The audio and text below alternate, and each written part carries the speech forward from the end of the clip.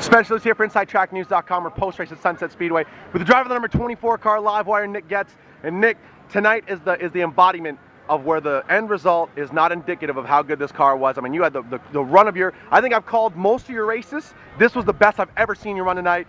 A slight miscue at the end ends up with a bit of a torn up race car, but you ran second for about 90% of this race. A phenomenal outing for the 24 car. Yeah, it was something for the fans to see, that's for sure. Me and Tom Walters ran a race where we were side by side for what, 42 laps, never touched. It was my fault. I got into the 46 at the end, apologized to him, it was my bad, just drove it in too hard. We touched and collided, and it sucks, but I mean, we were having the time of our life running that. I had everything I had, I was giving it out there, and it just didn't.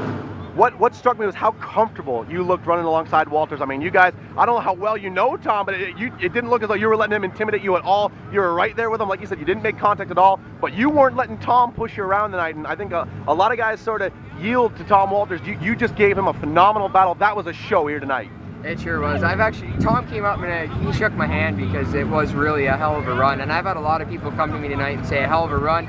I've made such an improvement, you know, since last year, and I'm there. It's coming. It's just a couple miscues at the end there. It was my fault or whatever, but I mean, it is racing and it does happen.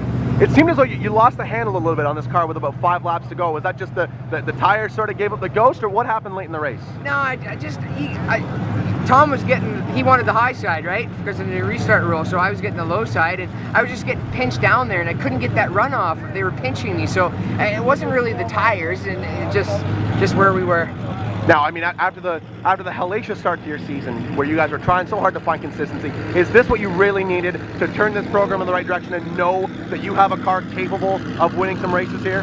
It sure is. We were actually making ground, I thought, tonight on points, and then that frickin' had to happen, but oh well, it is what it is. We'll move on to next week. It was, you know, I want to thank Graham or whatever and Steve. They made this car what it is tonight. It was really good. Thank the folks thank the marketing support that gets this number 24 car to the track every week. Again, want to thank Graham for tonight or whatever. It was a hell of a run by all of us. I want to thank the Lake Huron Rod and Gun, Mondo Car Wash Products, the Auto Spa, Shoreline Beacon, King Cart News, Great Lakes Concrete, Van Dollars Home and Doors, and Austin Graphics. I mean, the fact that you're only 4 weeks in to your 3rd season in a race car. You debuted in a limited late model with no experience whatsoever. The fact that you're out here with a man that many people consider to be the best active duty late model driver in the province, and going door to door with him, swapping positions, should tell you a whole lot about how much you've learned this season. It should certainly make you feel as though you guys are working in the right direction in 2014. It sure is. I mean, I am unhappy with the finish, but I'm actually happy in the same boat because a lot of people have come up to me and said you're